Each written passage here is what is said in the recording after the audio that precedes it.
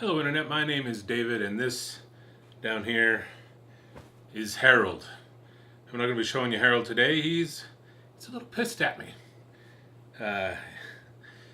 So today is day 5 post-op after getting duodenal switch surgery. I'm feeling pretty good, all things considered. I'm really, excuse me, I'm really tired, pretty sore. Just feels like I've done a mega, crunch workout at the gym or something. Most of like the gas pain is gone, I think, today. They have to pump you up inside so they can see what the crap they're doing. And so that's gone. Day 3, I woke up and I was feeling pretty good. I was like, whoa, this some of the pain has greatly subsided. Granted, I was still on painkillers. I'm still on painkillers, but day 3 I was still in the hospital, so they were giving me the good stuff through my IV. But I could tell a noticeable difference, and I was like, heck yeah, man, here we go. Feeling really good. And then that's the day. So that was, or maybe it's day, I don't know. Anyway, so I was 3 nights in the hospital. And then I get released, and I'm like, I was talking to some other people at the hotel that had received vertical sleeve, and we're talking about the different pains and things, and someone had said, yeah, did you get the gas pain up in your shoulder? And I was like, no, most of mine was down in the right, like under the ribs and on top of the diaphragm. It felt like just right in that area is where most of it was. So I was like, and they were talking about how bad the shoulder one was. And I was kind of feeling grateful that I hadn't felt that. Well, I should have knocked on wood or something, because that night I went for my final walk before I was going to go to bed. And I felt some of the gas move over into my left side of my ribs. And all of a sudden it shot up into my shoulder like nothing I've ever felt before. It was... I couldn't speak, I couldn't move. My wife was kind of freaking out because I couldn't explain to her that all this pain I was feeling was just gas pain and not something going wrong. And it was there for several minutes. That night, I barely slept. I was in so much pain that night.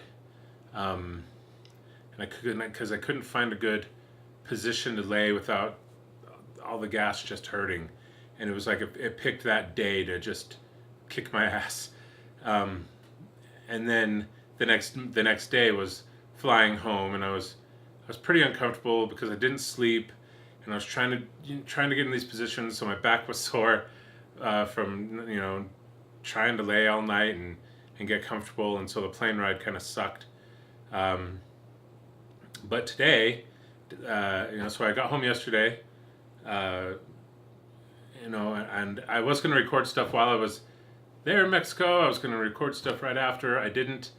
I was too tired. I took some pictures, and in a future post, I'll kind of throw those up. But for this video, I just kind of want to talk about. I'm going to talk about my stats or anything. It's too early. It's a day 5, man. There's nothing to report. But if you're considering doing a self-pay option down in Mexico. I was really nervous at first, but it could not have been smoother. At no point, so we fly into San Diego, and our driver's there to pick us up and take us across the border. And there was 2 other people there that were they were both getting vertical sleeve. They drive you. We went straight to the hospital just to get EKG, get some labs done, do all the final checking of numbers and blood and all that to make sure we're still good to go for surgery. And then after that, they took us to our hotel. The hotel we stayed at was actually pretty nice. I was pretty surprised how cool of a hotel it was. They had broth and sugar-free Jello on demand for bariatric surgery patients. It was really pretty cool. And then the next day, we had our scheduled pickup time, and the driver came and got us, took us to the hospital.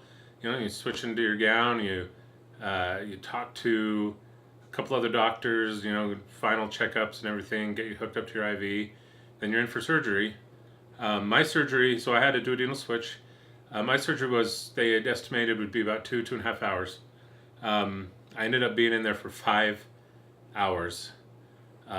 When they got inside me, I guess I had, and I can't even, they gave it a term, I can't remember what term it was. It's like intramuscular fat or something. They think it's because of, my many years of being a diabetic kind of contributed to that particular kind of fat. So when they went into me, they had even less room to work in than normal. So it just took them longer to do everything. So even though I was under for 5 hours, and my wife was freaking out because we'd said, oh, 2.5 hours and I'll be out, and it was 5 hours, and she kept checking on me and they kept helping her, and at no point did they were always willing to help, always so nice and so caring. But my surgery went off with no complications, no hitches or anything like that, despite it being 5 hours. It was just, Harold had a lot of surprises in store for him in there, but they were able to handle it and get it done. So then I was in the hospital for 3 nights, the night after the surgery, and then the next 2 nights went to the hotel on the 4th day. But at no point did I ever feel like my care was subpar. In fact, it was better in some cases than I've ever had here in the States. Everyone was nice, everyone was caring. There was really no language barriers. I had a couple of nurses whose English was less than others, but it was never a roadblock. It was never anything to get in the way of communicating with them. At no point during the process did I feel lost or confused or wondering what was going on. It's funny, my mom asked me if I had buyer's remorse. A lot of people say, those first 2 nights or whatever, or, when they're really in a lot of pain and they're trying to do recovery, they're wondering, well, what the crap did I do? Should I have done this at all? I've actually never felt that yet. Even when that gas pain hit my shoulder, that was, if not the worst physical pain I've ever felt, it's pretty damn close. And even then, I had a thought come into my head that I couldn't speak, I couldn't move, I could just stand there and feel this pain. But even then, I had a thought come into my head that was like, I don't regret it. I don't regret it. So here I am on day 5, everything's fine. I'm walking. Sorry about that, my memory card got full. But anyway, just to finish up, I'm just at home recovering. I'm walking as much as I can. I'm sipping as much as I can. My goal for this first 10 days, which today's day 5, but it's just to stay hydrated and to hit my goal of 64 ounces of water a day. I think I'm going to do that today. That's my main goal. Yesterday I was close. Well, yesterday I was about 50, and but I was traveling and on the airplane and all that kind of stuff, and really not feeling great. But today I feel pretty good, and so my goal is get that 64 ounces in, make that consistent.